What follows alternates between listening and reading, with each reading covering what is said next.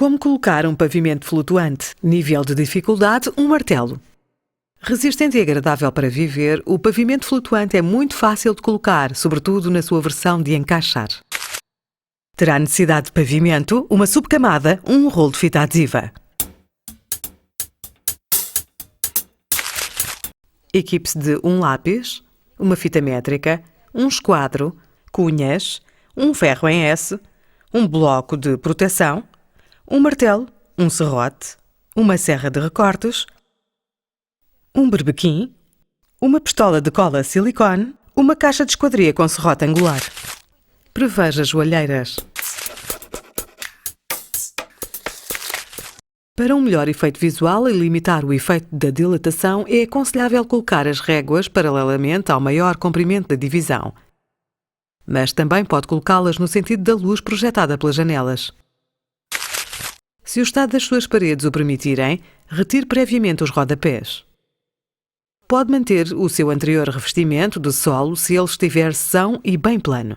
O seu pavimento poderá então ser aplicado sobre tijoleira ou um revestimento de chão em PVC. Sobre a alcatifa é preciso consultar as recomendações do fabricante. Se desejar retirar o anterior revestimento do solo, descole-o e assegure-se de que o suporte está limpo. Se não, remova-lhe a poeira e lave-o com lexívia. Se subsistir um resto de cola, utilize um decapante para cola. A seguir, verifique se ele está bem plano e alisado se necessário. Por fim, verifique se o suporte está bem seco. Armazene as caixas de réguas na sua divisão 24 horas antes da colocação no solo e bem na horizontal para que a taxa de higrometria do pavimento se harmonize com o da divisão. Retire as portas para trabalhar sem obstáculos e corte as ombreiras. Coloque uma régua ao contrário e corte, apoiando-se na régua.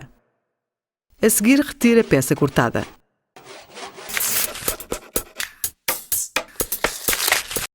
A subcamada permite uma redução do ruído dos passos sobre o pavimento. Com uma subcamada em rolo, as faixas devem ser colocadas perpendicularmente às réguas do pavimento. Cola fita adesiva larga para unir as faixas.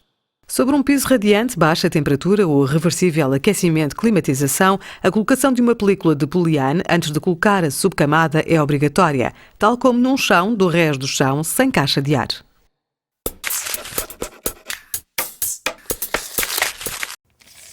Coloque as suas réguas a seguir ao longo da parede sem as fixar.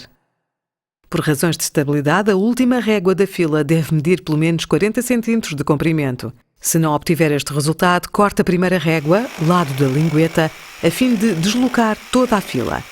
Se tiver os 40 cm, corte apenas a lingueta da primeira régua. Para arranjar um espaço de dilatação na periferia da divisão, interponha pequenas cunhas com 8 mm de comprimento ao longo das paredes. A seguir, alinhe a primeira régua, lado lingueta, lado parede. A lingueta desta primeira fila será cortada para o espaço de dilatação. Insira a lingueta da lenha seguinte na ranhura do topo da primeira num ângulo de 30 graus. Desça suavemente a régua para a encaixar. Prossiga assim com as seguintes, sem esquecer as cunhas de dilatação ao longo da parede. No final da fila, para marcar a linha de corte, alinhe a última régua contra a anterior, mas lingueta contra lingueta. Com o esquadro, marque e trace a linha de corte no eixo do topo da régua anterior. Serre e coloque como anteriormente.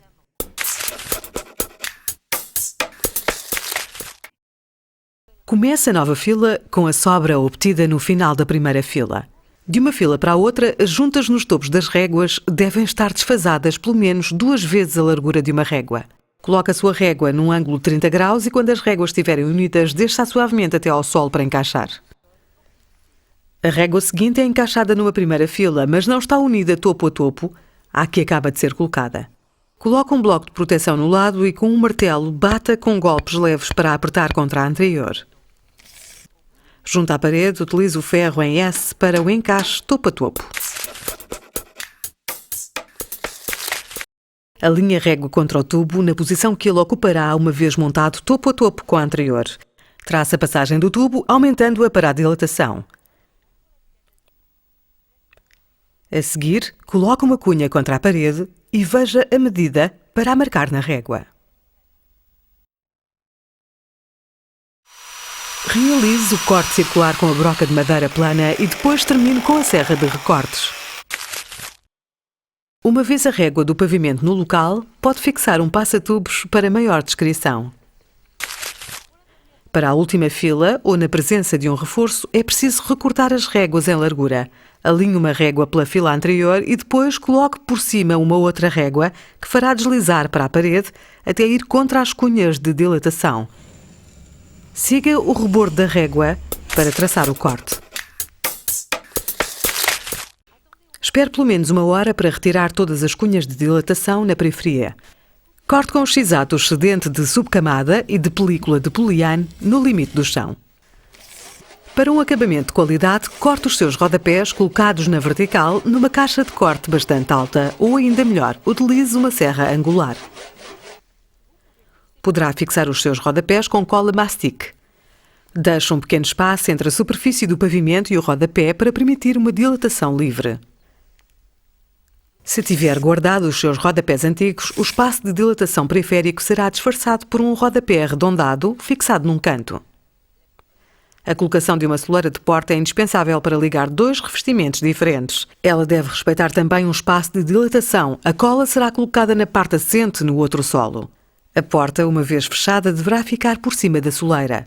Conclua voltando a colocar as portas no seu lugar. Verifique se elas se manejam livremente e aplaine, se necessário. Um revestimento com múltiplas vantagens, com o qual é tão fácil viver como de montar.